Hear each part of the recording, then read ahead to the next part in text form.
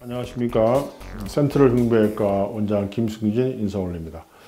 오늘은 하지정맥류 수술하면은 정맥을 제거한다는데 괜찮은 걸까? 이런 의문을 많이 가지십니다. 그래서 여기에 대해서 설명을 해드리겠습니다.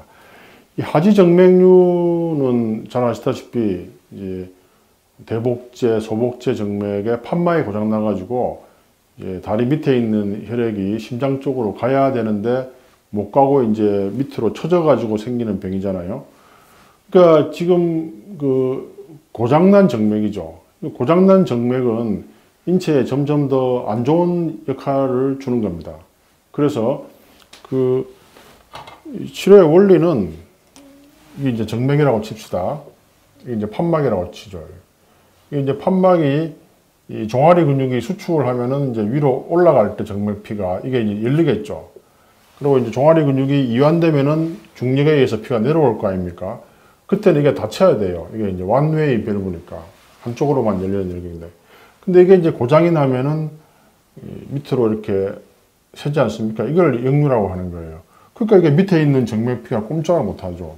숨통이 탁 막혀가지고.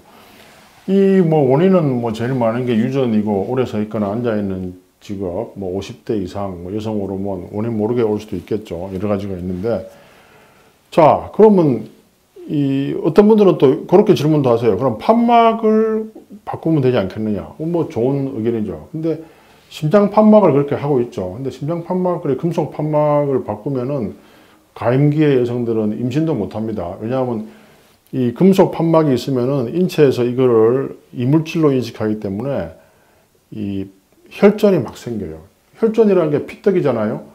그러면 이 피떡이 떨어져 가지고 뇌혈관에 가서 막히면 그게 바로 중풍이잖아요. 다리에 막히면 다리가 썩을 거고, 동맥에. 그래서 이 항혈전제를 꼭 매일 먹어야 되고, 이 항혈전제를 먹다 보면은 또 출혈이 또 많아질 수도 있지 않겠어요? 뇌출혈 되면 바로 사망이죠. 또 눈에서 터지면 바로 실명할 수도 있고. 그래서 이게 또 만만치 않은 겁니다. 그리고 이 항혈전제의 양을 맞추기가 이렇게 쉽지 않아요. 그래서, 물론 요즘은 와파린 말고 좋은 약이 많이 나와 있지만은, 그래도 이 심장 같으면 할 수 없지만, 이런 하지정맥의 정맥은 이거를 막거나 제거를 하면은 이 밑에 있는 정맥피가 다른 길을 통해서 이 심장 쪽으로 갈 수 있다는 게 증명이 되어 있거든요. 그래서 이게 아주 간편하게 할 수 있기 때문에 이 정맥을 제거해도 아무 문제가 없다는 게 거의 한 몇백 년 전부터 증명이 되어 왔습니다. 이제 요즘 와서 이제 레이저니, 베나시린이, 클라리베인, 이런 게 개발됐지만, 옛날에는 이걸 이제 외과적으로 칼로 째서 직접 제거를 했거든요. 그러니까 그게 이 제거를 해도 문제가 없다는 게 다 몇백 년 동안 이제 증명이 된 거예요. 몸이 더 좋아지고. 근데 지금 생각해보면 참 우리 외과 의사 선배들이 대단한 겁니다. 옛날에 그때 초음파도 없었고, 또 이 해부학적으로 구조를 다 초음파로 확인도 못한 상태에서, 여러 가지 초음파가 개발되기 전에 진단하는 방법이 몇 가지 있거든요. 고무줄 밴드를 해가지고 위치를 파악하고, 그런 식의 진단을 해서 이렇게 제거했다는 거는 지금 생각하면은 정말 대단한 거예요. 제가 이제 흉부외과 의사로서 의과대학 다닐 때 이제 심장의 선천성 심장 진단을 하기 위해서, 그때는 어떻게 했냐면, 요즘은 다 심장 초음파로 쉽게 진단이 되잖아요. 근데 제가 배울 때만 해도 심장 초음파 기술이 없었거든요.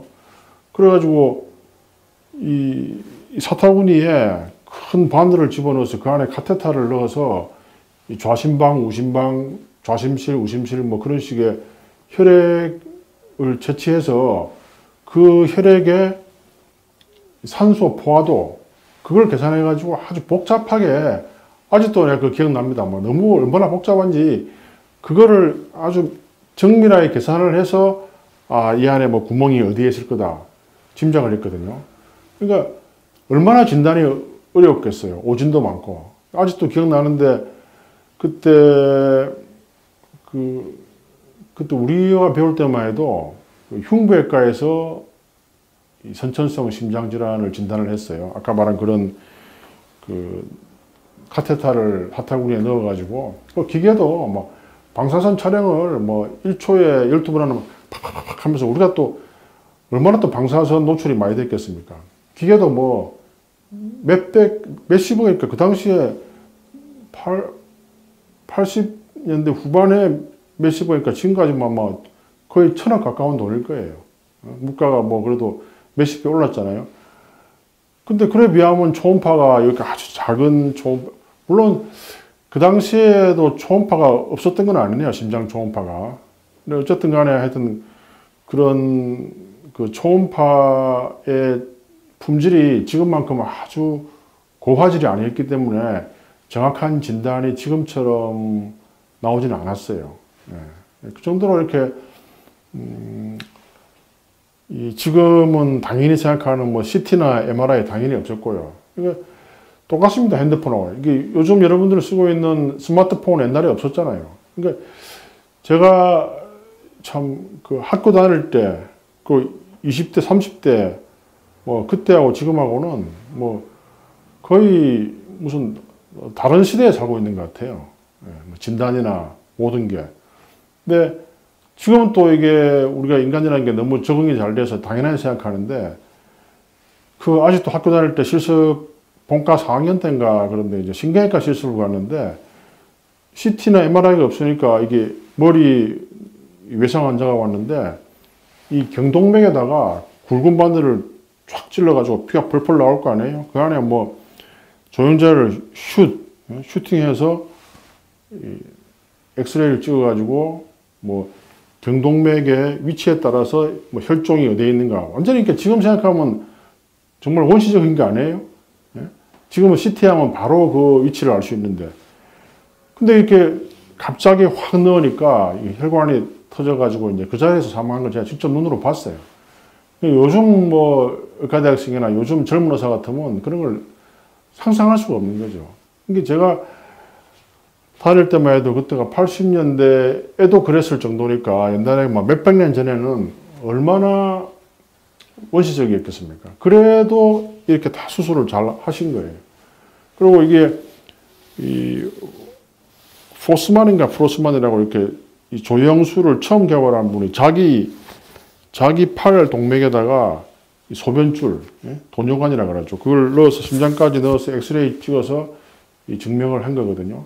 근데 지금 생각해 보면 이 옛날 의사들이 정말 용감하고 헌신적이고 또 어떤 아이디어가 정말 참신했던 것 같아요. 지금은 우리가 이제 뭐 스마트폰이나 또 MRI, CT, 초음파의 이 도움으로 사실은 뭐 청진기도 거의 안 듣잖아요. 사실 근데 청진기를 듣는 기술이 훨씬 저는 어렵다고 생각해요. 그거 쉽지 않거든요. 그거 배우려고 뭐 본과 3학년 때 그냥 심장 초음파 소리 그거 들으려고 보세요. 뭐 이게 구르릉 딱, 쿵딱 두루릉 뭐 이런 식으로. 그때 녹음기도 잘 개발이 안 됐으니까. 근데 요즘은 딱 객관적으로 이 초음파가 탁 이렇게 쉽게 진단이 되니까 이제 얼마나, 물론 뭐 초음파도 아주 테크닉이 굉장히 좋아야 됩니다. 테크닉이 안 좋으면 그건 뭐 있으나 마나인데 그래도 옛날 기술에 비하면 훨씬 더 객관화되어 있고 그때보다는 더 좋은 기술인 것 같아요. 그래서 뭐 이 시대가 참 좋은 시대인데도 그래도 이제 항상 인간들은 불만이 많죠. 좀 더 많이 개발되지 않을까. 근데 이제 앞으로 이제 점점 더 로봇 기술이 발달되고 이렇다 또 뭐 마이크로 로봇도 들어가서 하면 좀 더 좋은 기술이 개발되겠죠. 그래서 하여튼 결론적으로는 하지 정맥류 수술할 때 정맥을 제거하는 것은 이런 원리로 인해서 아무 문제가 없다는 것을 말씀드리겠습니다. 자, 오늘은 여기까지 하겠습니다. 감사합니다.